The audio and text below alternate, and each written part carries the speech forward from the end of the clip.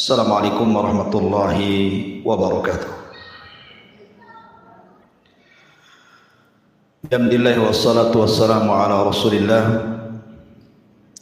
wa ala alihi wa sahbihi wa mawalah wa la hawla wa la quwata illa billahi wa ba'du. Qala Allahu azza wa jal, ya ayyuhalladzina amanu taqullaha haqqa tuqatih wa la tamutunna illa wa antum muslimun. Wa qala sallallahu alaihi wasallam, man salaka tariqan yaltamisu fihi ilma sahhalallahu bihi tariqan ilal jannah.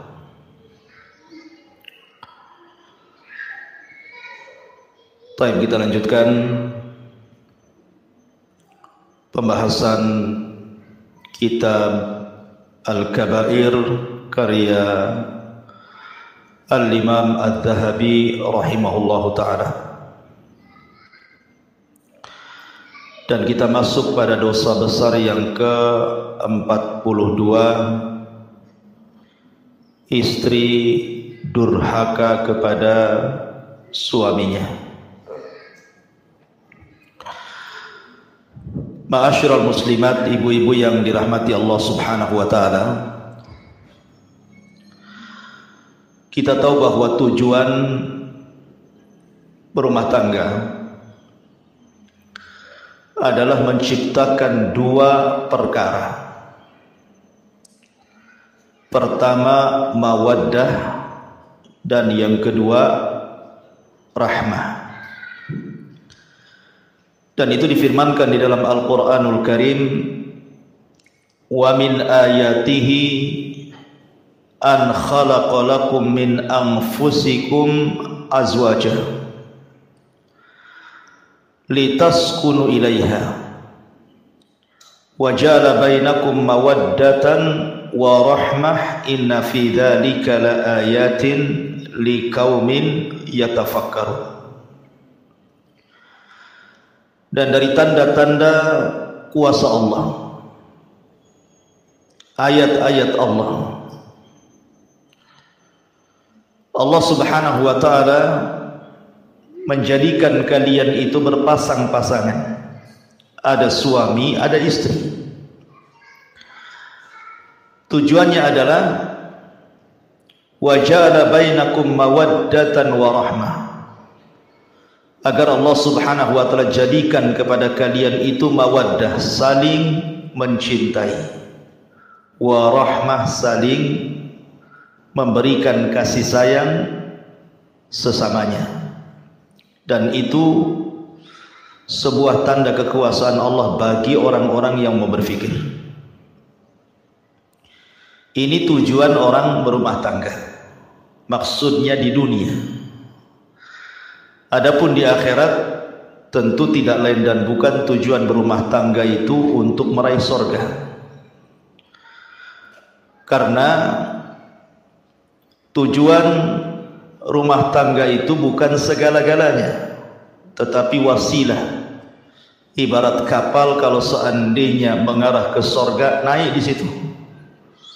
Tetapi kalau kemudian mengarah ke neraka, turun dari situ. Karena rumah tangga itu wasilah dari wasilah amal soleh menuju surga, itu di akhirat. Tapi di dunia, tujuan rumah tangga itu supaya tenang hatinya karena adanya rasa cinta dan juga kasih sayang di antara pasangan suami istri. Nabi Adam alaihi salatu wassalam ketika diciptakan oleh Allah subhanahu wa ta'ala, Allah subhanahu wa ta'ala tinggalkan Adam di sorga. Dan sorga kurang apa, Bu? Semua ada di sorga itu. Mala ainun ra'at wala udhunun sami'at wala khatar ala qalbi bashar. Kenikmatannya tidak pernah dilihat mata, tidak pernah didengar telinga, bahkan terlintas pun tidak, saking nikmatnya kehidupan surga itu. Makanya orang itu ingin tinggal di sorga. Tetapi ketika Adam hidup sendirian di sorga, sorga yang demikian luar biasa nikmatnya membuat Adam takut. Karena hidup sendirian masalahnya. Makanya kemudian ketika Adam alaihi salatu wassalam tertidur, kemudian terbangun, rupanya di sampingnya ada pasangannya Hawa. Kemudian Adam bertanya kepada Hawa, siapa kamu? Man anti, siapa kamu? Maka Hawa mengatakan, saya Hawa. Disebut Hawa karena Hawa dicipta dari zat yang hidup, dari tulang rusuk Adam yang paling atas, yang paling bengkok sebelah kiri dekat jantung. Kemudian Adam bertanya lagi kepada Hawa, kamu diciptakan dari apa? Maka Hawa kemudian menjawab, diciptakan dari tulangmu. Makanya Nabi SAW bersabda, khuliqatil mar'atu min dila'in, bahwa wanita diciptakan dari tulang rusuk laki-laki. Kemudian Adam bertanya lagi, lalu apa tujuan Allah menciptakan kamu? Maka Hawa mengatakan, litaskun ilaika, liaskuna ilaika, agar aku memberikan ketenangan kepadamu. Dari sini Allah Subhanahu wa taala berfirman, wa ja'ala bainakum mawaddatan wa rahmah wa min ayatihi an khalaqa lakum min anfusikum azwaja litaskunu ilaiha wa ja'ala bainakum mawaddata wa rahmah wa min ayatih, dan dari tanda-tanda ayat-ayat Allah menjadikan kalian berpasangan, litaskunu, supaya memberikan ketenangan. Jadi ibu diciptakan oleh Allah Azza wa Jalla berpasangan dengan suami ibu itu agar ibu bisa memberikan ketenangan kepada suami. Karena banyak suami itu harusnya ketika berumah tangga dia tenang, malah tidak tenang. Banyak suami-suami yang tidak tenang. Kenapa? Karena pasangannya, istrinya tidak bisa memberikan ketenangan. Lah Hawa itu diciptakan untuk memberikan ketenangan kepada Adam. Ingat ini Bu ya, saya kan konteksnya menasihati ibu. Kalau ada bapak-bapak tentu beda lagi ceritanya. Jadi saya fokus saja ke ibu-ibu ya. Jadi yang diserang ya ibu saja. Ya. Jadi posisi ibu itu litaskun, supaya memberikan ketenangan kepada bapak, bukan malah kemudian merepoti laki-laki sehingga rumah yang besar, uang yang banyak, kendaraan yang mewah tidak bisa tenang. Karena itu tidak bisa menenangkan. Harta sebanyak apapun laki-laki itu, mobil seindah apapun, uang sebanyak apapun, tanah seluas apapun, kalau di sampingnya tidak ada wanita, tidak akan tenang. Dan lebih tidak tenang lagi kalau wanita yang diharapkan ketenangannya tidak menenangkan. Makanya posisi ibu itu harusnya memberikan ketenangan. Jangan sampai kemudian menjadikan suami tidak tenang. Apa yang harus dilakukan oleh ibu? Wa ja'ala bainakum mawaddata wa rahmah. Coba ciptakan rasa cinta. Macam mana suami cinta dengan saya, macam mana suami sayang dengan saya. Itu kan rahasianya ada di ibu, tidak perlu diajarkan. Karena begini Bu, laki-laki itu ada sisi emosi. Saya selaku laki-laki merasakan laki-laki itu ada sisi egoisnya, ada sisi emosionalnya. Yang bisa mengerem itu hanya agama. Tetapi kalau kita melihat suami-suami yang ada di umum sana yang kurang pendidikan agamanya, maka terkadang rumah tangga itu jadi pelampiasan. Jadi kalau dia ada masalah di luar, itu sansaknya itu ibu tuh yang jadi objeknya itu, padahal masalahnya di luar. Sampai ada kisah seorang laki-laki menceraikan 5 wanita sekaligus. Pernah dengar Bu? 5 wanita sekaligus, 4 istrinya, 1 istri tetangganya. Gimana caranya itu? Kok bisa menceraikan istri tetangganya? Jadi laki-laki ini dia ada masalah di luar, mobilnya mogok, kendaraannya tidak sampai ke perusahaan, dia sudah emosi itu dengan mobilnya. Ketika dia emosi, telepon pula istri pertamanya, omongannya nggak enak. Akhirnya dia berjanji untuk menceraikan istrinya, pulang dia.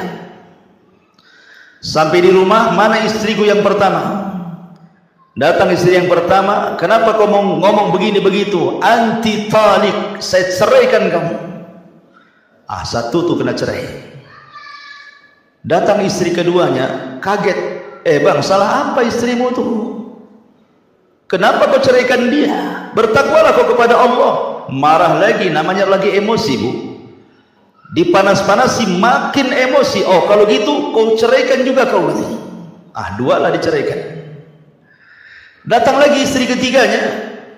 Kemudian ketika melihat 2 istri diceraikan, a'udzubillah, aku berlindung kepada Allah. Kenapa kau ceraikan 2 orang itu? Kamu juga ingin cerai? Aku ceraikan juga. 3 lah tuh.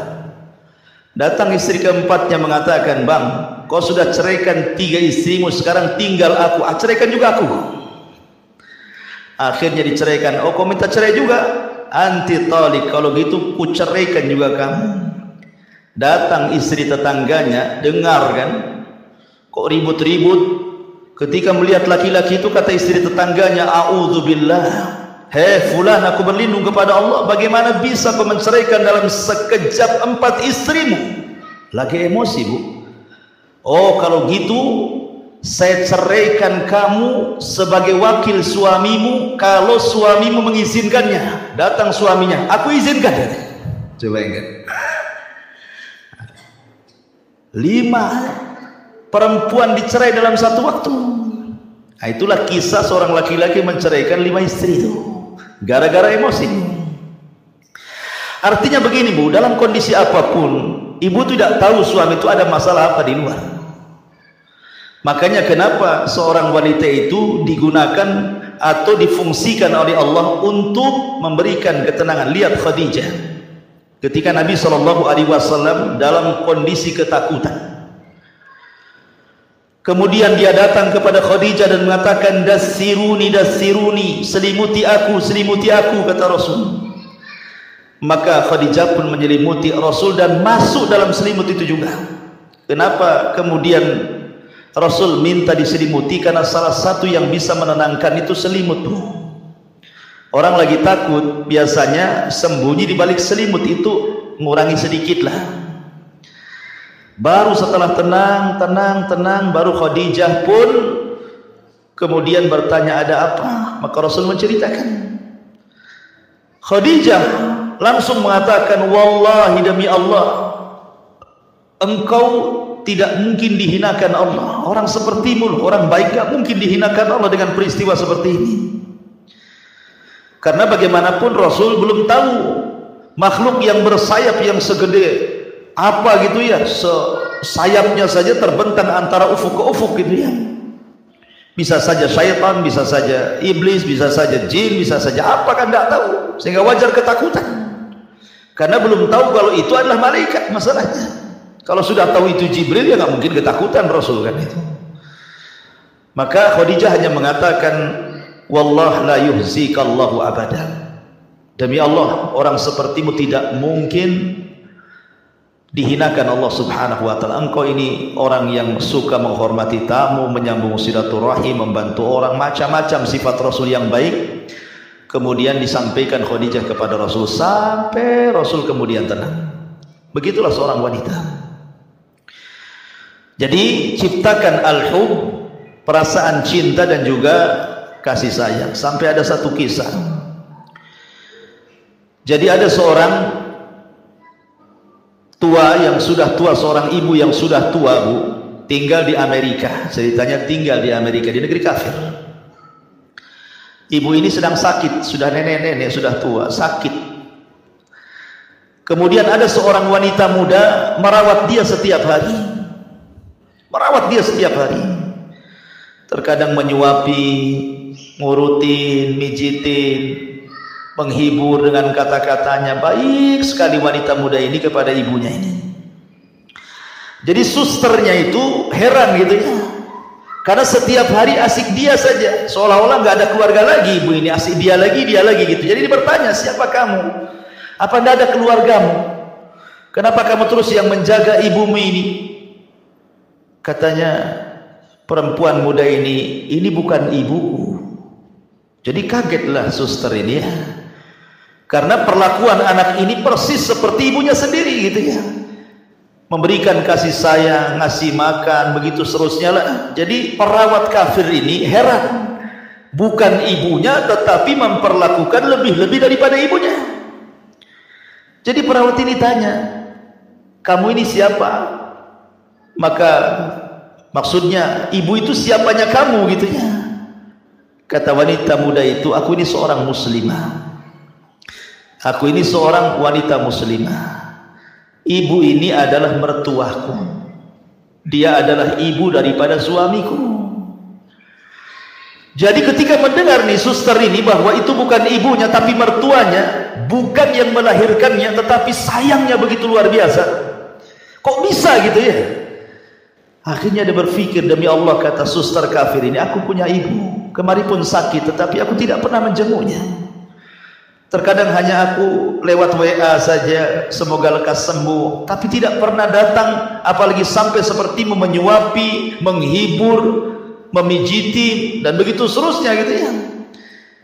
Maka seorang wanita muslimah ini mengatakan, demi Allah, bahwa aku berbuat baik kepada mertuaku ini karena ini bagian daripada hakku berbuat baik kepada suamiku. Oh, ketika mendengar indahnya syariat Islam ini, akhirnya kemudian suster kafir ini masuk Islam. Lihat ya. Jadi ketika ibu ini berbuat baik kepada orang tua suami, maka ibu harus menganggap orang tua suami itu sama dengan ibu sendiri, dan itu bagian bahwa ibu sedang melaksanakan hak sebagai seorang istri kepada suaminya.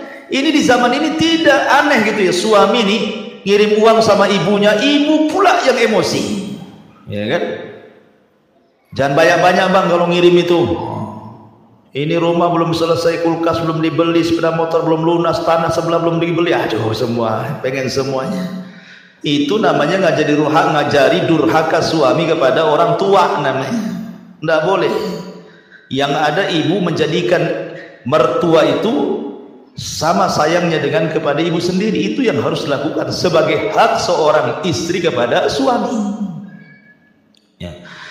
Ma'asyiral muslimat, ibu-ibu yang dimuliakan Allah subhanahu wa ta'ala. Makanya juga ada satu kisah, nanti kita sebelum masuk, kisah luar biasa ini. Jadi satu sisi ini seorang wanita percontohan kepada ibu-ibu yang lainnya. Ada satu kisah saya baca dalam kitab, lupa kitabnya, tapi ini kisah nyata gitu ya. Jadi ada seorang wanita muslimah, akhlaknya baik sekali, sayang dengan suaminya, cinta dengan suaminya, pokoknya luar biasa.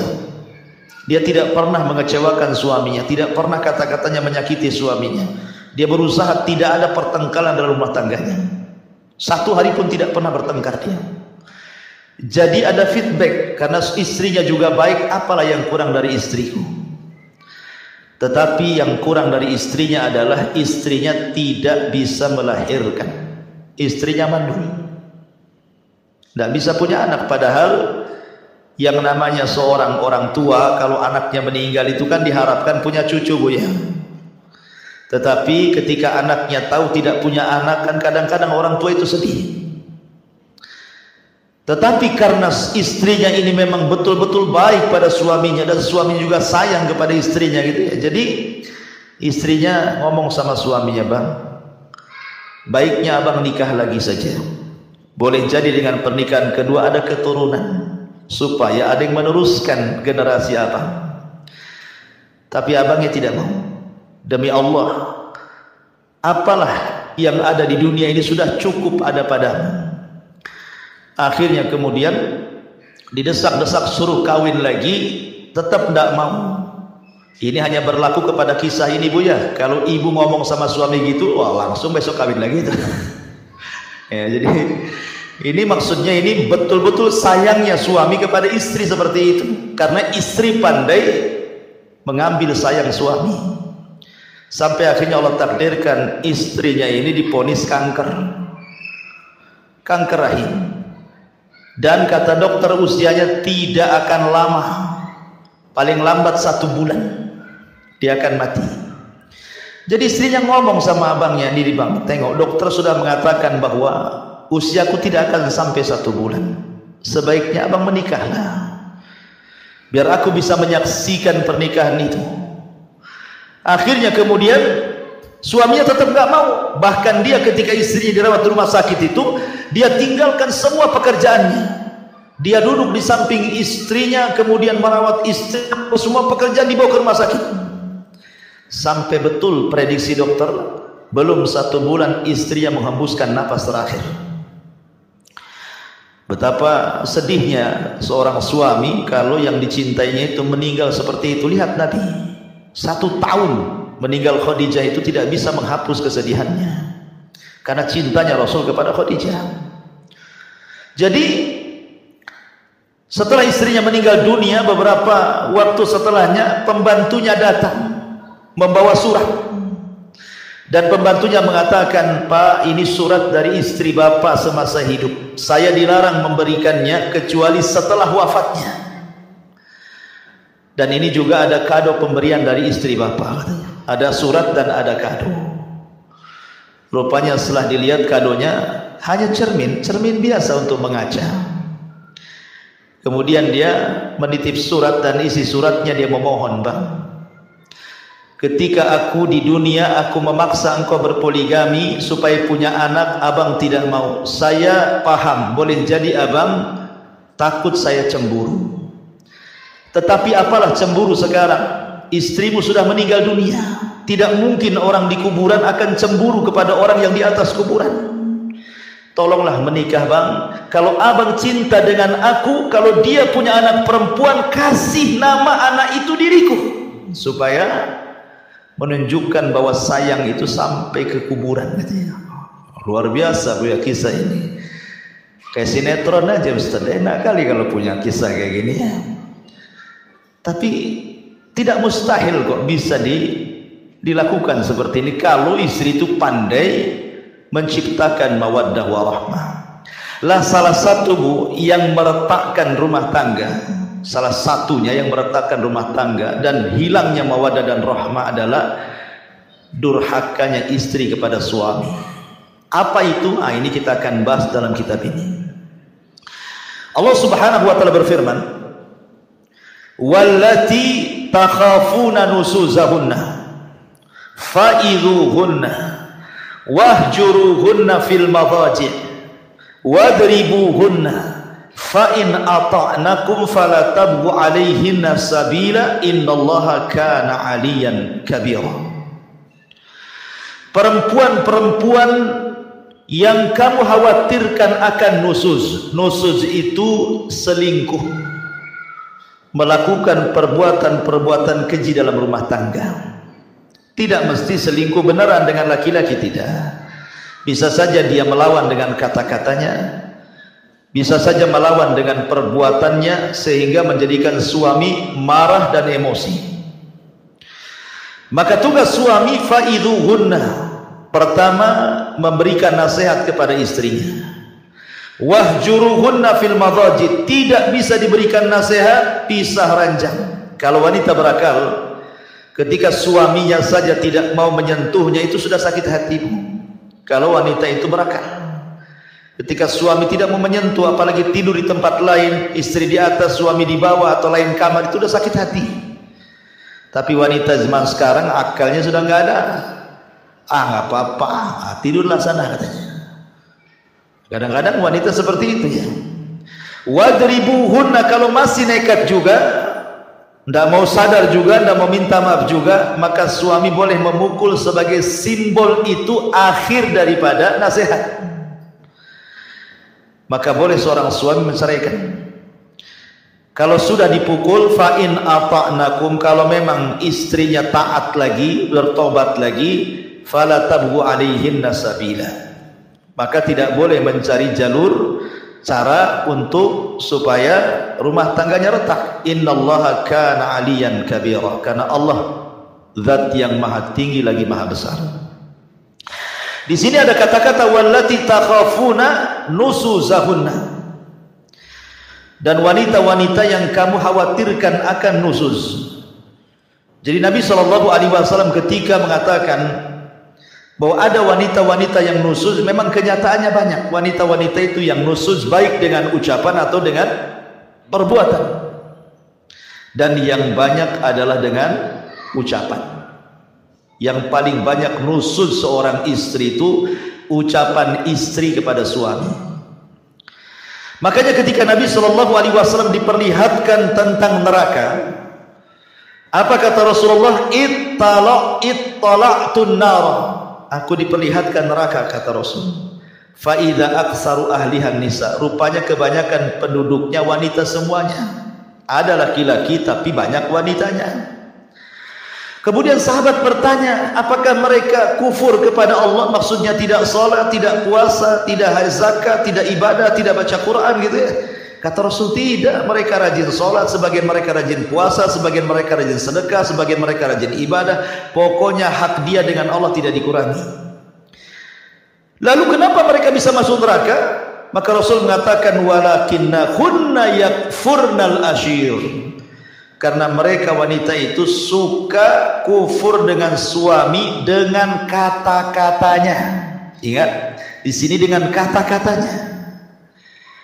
Karena biasanya lisan kalau nyakiti orang lebih berpengaruh dibandingkan yang lainnya. Kemudian Nabi SAW ditanya gitu ya, bagaimana bentuk kufurnya? Maka bentuk kufurnya adalah apabila seorang suami banyak melakukan kebaikan kepada ibu, kemudian ada kesalahan satu kali, tiba-tiba ibu mengatakan, engkau belum pernah berbuat apa-apa kepada saya. Abang ini sebenarnya tidak cinta sama saya. Abang ini tidak pernah memberikan perhatian. Abang ini begini-begini. Intinya bahwa menghapus semua kebaikannya. Harusnya seorang istri sebelum ngomong yang nyelekit kepada suami itu, la yafruqu mu'minun mu'minatan. Baik seorang istri memandang suami, suami memandang istri, sebelum mengeluarkan kata-kata itu, Bu, timbang pasangannya itu. Baiknya seberapa, buruknya seberapa. Kalau seandainya keburukannya hanya 30%, kebaikannya 70%, lalu kenapa kemudian ibu ngomong seperti itu? Itulah yang disebut dengan insaf dalam rumah tangga. Insaf dalam rumah tangga itu sebelum ngomong, timbang-timbang dulu, suami ini lebih banyak baiknya atau lebih banyak buruknya gitu, supaya seimbang rumah tangga. Dan disitulah kemudian suami akan tenang, karena ibu yang memberikan ketenangan. Lah di sini Nabi SAW mempertegas lagi apa yang dimaksud nusuz di sini. Nabi mengatakan, idza da'ar rajulu imra'atahu ila firashihi falam ta'tihi fabata ghadbana 'alaiha la'anathal malaikatu hatta tusbiha. Apabila seorang suami mengajak istrinya ke tempat tidur, tetapi sang istri menolaknya, sehingga sang suami marah-marah sepanjang malamnya dongkol, maka para malaikat akan melaknat ibu tersebut atau istri tersebut sampai datang waktu subuh. Subhanallah. Di dalam hadis, Bu, ada yang mengatakan apa? Idza tazawwaja ahadukum faqad istakmala nisfa dini. Apabila seorang itu menikah, berarti seseorang sudah mendapatkan separuh agama, kan gitu ya. Ibu dapat separuh agama, bapak pun dapat separuh agama. Apa yang dimaksud separuh di sini? Separuh agama yang dimaksud dalam rumah tangga adalah kebutuhan biologis. Ya Ibu ya. Jadi separuh agama itu artinya kebutuhan biologis. Karena kalau orang tidak berpasangan, tidak punya istri, atau tidak punya suami cenderung maksiat kepada Allah Azza wa Jalla. Cenderung maksiat kepada Allah Azza wa Jalla, berzina, zina mata, zina telinga, zina pikiran, bahkan terkadang dibenarkan dengan zina kemaluan gitu ya. Tetapi ketika kemudian seseorang menikah, semua terjaga. Dari sinilah makanya apabila seorang wanita atau laki-laki kemudian menikah, maka separuh agama sudah ibu dapati dan separuh agama suami sudah dapati. Kenapa? Karena sudah terpenuhi hajat biologisnya, sudah terpenuhi ya. Jadi separuh agama itu adalah hubungan suami istri. Makanya kalau seandainya seorang wanita kemudian diminta oleh suaminya kok menolak gitu kan, makanya kenapa syariat Islam itu sampai betul-betul mengutuk wanita itu, sampai diutus malaikat yang khusus melaknat. Jadi ada malaikat-malaikat tuh yang diutus oleh Allah, dia kerjanya laknat saja, melaknat orang. Dia gak ada lagi kerjanya malaikat tuh. Dia tugasnya hanya melaknat, mengutuk. Nah itu saja. Dan salah satu malaikat itu yang suka melaknat dan mengutuk itu akan mencari ibu-ibu di malam hari.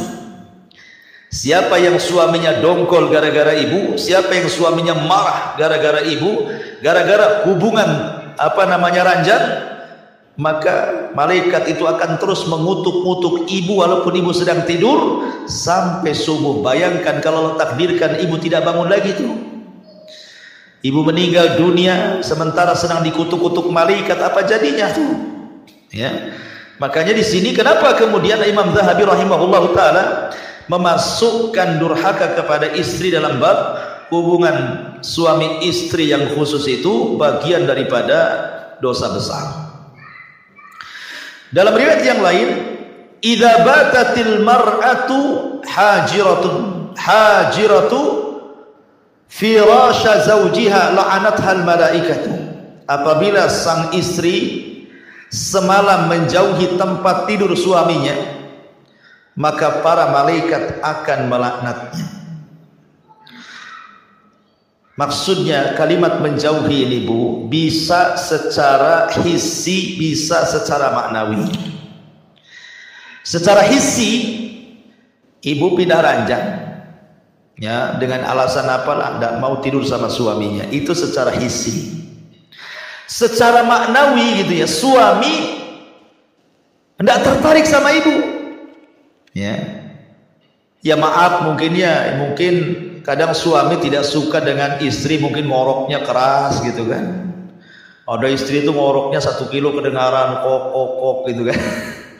Suaminya baru datang capek-capek, harusnya itu kan istri kan di rumah nggak ngapa-ngapain, ya kerja juga sama. Kalau bisa itu kalau tahu memang ibu tukang ngorok, biarkanlah suami tidur dulu kan itu ya, baru ibu tidur. Sebab kalau ibu tidur dulu udah suami capek kena ngorok ibu, kan double tuh ya capeknya itu kan, dongkol di perusahaan, dongkol pula sama ibu ya. Artinya ada menjauh secara maknawi, atau mungkin dandanan ibu kurang menarik gitu ya, sehingga kemudian suami ini tidak suka, malas tengok ibu. Habis di jalan dia nengok perempuan-perempuan seksi, sampai di rumah pula ibunya malah menggunakan pakaian-pakaian gak jelas, atau malas dandan, badannya ndak wangi, pokoknya nggak selera lah ibaratnya gitu ya. Itu juga maknanya menjauh secara maknawi tuh. Kalau isi jelas-jelas ya, umpamanya tidur di bawah aja lah kan gitu ya. Tapi secara maknawi, secara maknawi ini yang banyak ini biasanya ya, karena seolah-olah karena sudah rumah tangga lama, anak sudah 3, 4 gitu, suami ndak mungkin ini juga asal-asalan, ndak begitu Bu. Nabi SAW itu ketika menikah dengan Aisyah radhiyallahu anha sudah tua gitu ya, dan sebagian istri Rasul juga banyak yang sudah tua, tapi mereka mencontohkan bagaimana menjadi seorang istri Nabi dan akan dicontoh oleh istri-istri umat Nabi SAW sampai hari ini. Maka bahagiakan suami. Kemudian Rasul juga mengatakan, walladzi nafsi biyadihi ma min rajulin yad'u imra'atahu ila firashiha fata'ba alaihi illa kana alladhi fis samai sakhitan 'alaiha hatta yarda anha zawjuha. Demi zat yang jiwaku berada di tangannya, Ketika ada seorang suami mengajak istrinya ke tempat tidur tetapi sang istri mengabaikannya, maka zat yang ada di langit akan murka kepada wanita tersebut sampai suaminya ridha kepadanya. Bayangkan zat yang ada di langit. Siapa? Allah. Allah akan murka. Ya. Pertama malaikat sudah murka, ini zat yang maha pencipta murka kepada kita, ini kan luar biasa. Ya. Kalau Allah sudah murka, siapa yang bisa meredam kemurkaan Allah? Makanya kenapa kemudian Imam Zahabi memasukkan minal kabair, dosa besar. Bahkan dalam riwayat, la yahillu limra'atin antasuma wa zawjuha syahidun illa bi'idni wa la ta'zana fi baitihi illa bi'idni. Tidak halal artinya haram. Ketika Rasul mengatakan tidak halal, berarti kebalikannya haram. Seorang wanita berpuasa sunnah sementara suaminya hadir. Suaminya tidak kerja, suaminya di rumahnya. Tidak boleh, kecuali izin daripada suaminya. Izin pun kalau seandainya paginya diizinkan, kemudian siang dia minta, batalkan bu. Bagaimanapun melayani suami hukumnya wajib. Tapi puasa sunnah ya sunnah, al wajib muqaddam ala sunnah. Yang wajib lebih diutamakan dibandingkan yang sunnah. Jangan banyak alasan lah, kan abang tadi ngizinkan pagi, masa sekarang? Nggak usah ada alasan, ngapain lah buat alasan? Ibu ini kan puasa cari pahala, ini pahala yang lebih besar di hadapannya. Kenapa pulang pertahankan pahala yang kecil, mengabaikan pahala yang besar? Kan aneh jadinya. Ya, nah itu juga sebuah perhatian, karena sekali lagi bahwa salah satu tujuan berumah tangga itu menciptakan kebahagiaan, dan 50%-nya bicara tentang biologis hubungan suami istri. Ya. Kemudian juga Nabi mengatakan, "Lau kuntu amiran ahadan an yasjuda li ahadin la amartul mar'ata an tasjuda li zawjiha li idhami haqqiha." Kalaulah saja aku dibolehkan untuk menyuruh seorang agar sujud kepada yang lainnya, niscaya aku perintahkan istri sujud kepada suaminya karena besar haknya. Begitulah, maka jangan pernah menentang ajakan suami. Jangan pernah ada alasan, saya ini capek Ustaz, dari pagi lah saya ini masaklah, inilah itu dan lain sebagainya, ya kan? Memang hidup di dunia kan capek ibu. Siapa yang tidak capek? Hidup di dunia ini capek, tidak ada yang tidak capek, ya kan? Semua jadi ibadah gitu ya. Makanya sekecil apapun dalam urusan rumah tangga itu jadi ibadah bu. Contoh bu, pandangan, an-nazar. Apabila seorang pasangan memandang pasangannya yang lain, suami memandang istrinya, istri memandang suaminya, nazaran, dengan pandangan yang menyenangkan, maka Allah akan buat pandangan itu menjadi pandangan rahmat bu. Jadi kalau ibu memandang suaminya karena sayang, karena cinta, maka Allah ganti pandangan ibu itu menjadi pandangan rahmat kepada suaminya. Ya bu ya. Nah, jadi jangan sekali, kadang-kadang gara-gara masalah kecil pandangan sudah berbeda.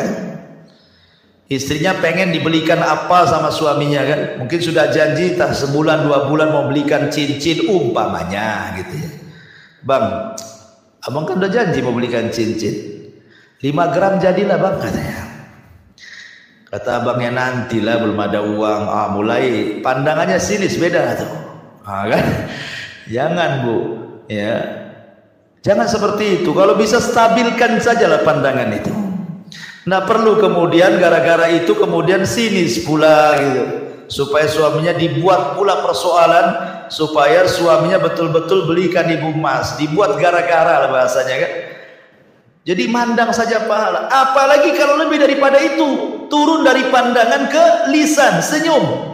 Senyum ini terkadang pengaruhnya lebih besar dibandingkan bicara bu. Ya.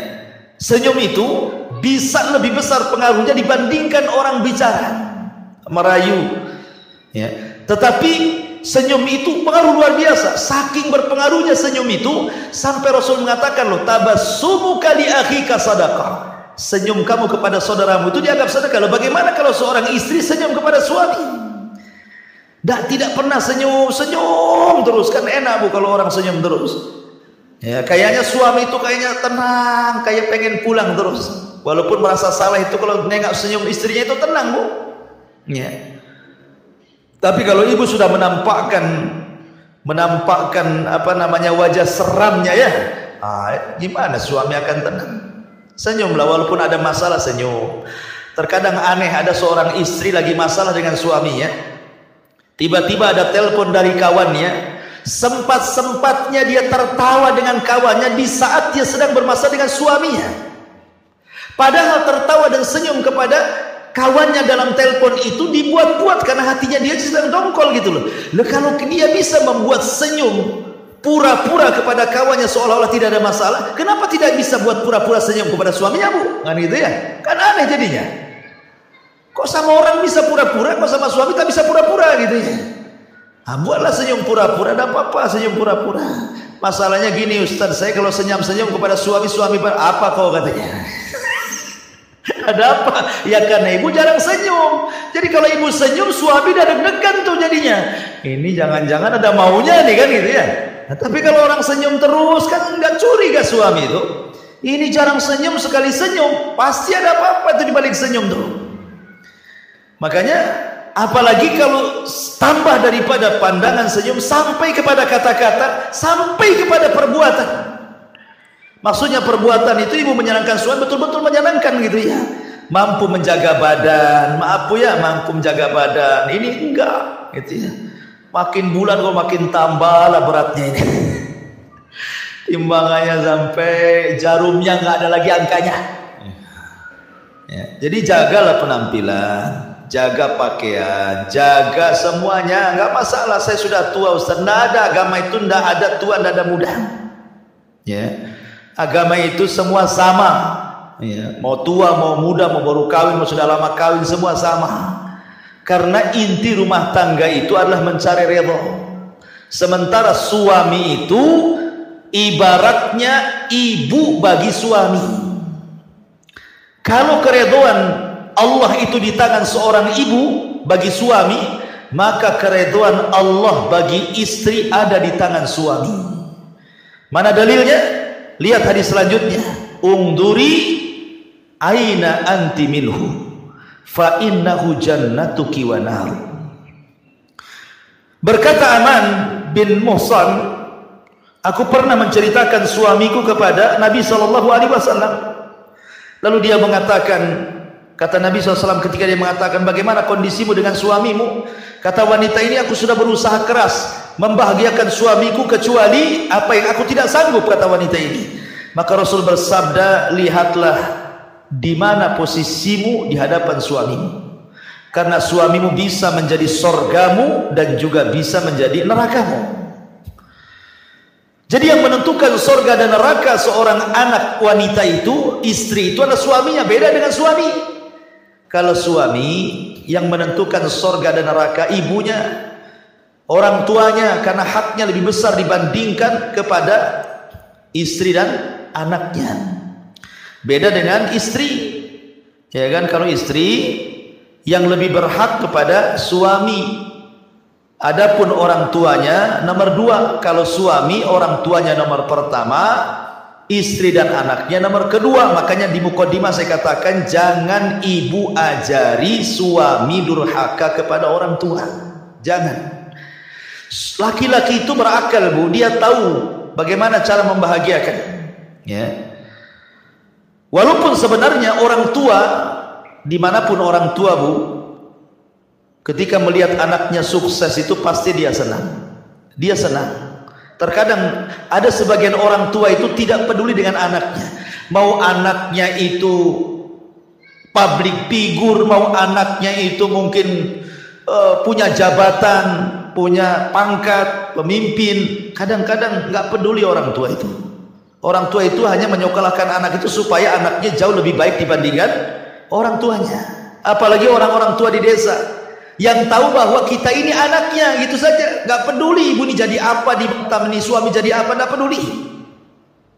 Seorang tua itu di mana-mana hanya ingin diberikan kasih sayang kepada dia, gitu ya, dari anaknya. Maka ibu jangan ajari durhaka seorang anak kepada orang tuanya. Arahkan, ingatkan kalau perlu, Bu, Bang, gimana orang tuanya? Gimana? Udah dikirim belum? Udah ditelepon belum? Ah, begitu ya. Ide didoakan belum? Itu kalau sudah meninggal sedekahlah untuk orang tua abang. Ah, begitu harusnya. Bukan ngalang-ngalangi gitu ya. Makanya penting sekali. Mungkin saya pernah cerita ya, saya dengar salah satu ustadz itu, Ustadz Pekanbaru kalau nggak salah itu, menceritakan tentang aduan seorang ibu kepada anaknya. Gara-gara anaknya itu dilarang-larang istrinya tidak boleh nelpon sama orang tuanya. Padahal anaknya ini sukses, secara dunia sukses. Jadi ibunya itu nelpon dari kampung. Assalamualaikum nak. Waalaikumsalam. Kata ibunya, nak, sudah lama hampir 1 tahun kau tidak telepon aku. Kata anaknya, iya bu, alasannya sibuk pekerjaan. Padahal istrinya yang menghalang-halangi itu. Kemudian ibunya yang mengatakan, ya sudah, yang penting kau sehat-sehatlah di situ dengan anak binimu. Kemudian 2 bulan selang ibunya telepon lagi, dengar berita bahwa anaknya bisa beli mobil. Oh, senanglah ibunya. Dia mengatakan, nah saya dengar kau beli mobil bagus. Kata anaknya, ya alhamdulillah, kau pandai menyenangkan anak istrimu. Lihat, orang tua itu di mana-mana. Kalau dia berakal bu, ketika suaminya bisa menyenangkan anak istrinya, itu senang dia. Ya, beda dengan seorang istri apabila seorang suami menyenangkan orang tuanya, tidak senang. Ada istri-istri yang kayak gitu tuh, tidak senang. Tapi kalau orang tua, kalau seorang suami sendiri menyenangkan keluarganya, senang dia. Kenapa? Punya anak yang bertanggung jawab. Kemudian ditelepon lagi gitu kan, nah saya dengar kau punya baru beli rumah gitu ya. Alhamdulillah, aku pandai bertanggung jawab. Akhirnya sampai kepada ceritanya mengagetkan karena rupanya istrinya ini suka dengan binatang, suka dengan anjing pula istrinya itu. Jadi suaminya belikan anjing lah, tak tanggung-tanggung, harganya 40 juta, beli dari Belanda lagi.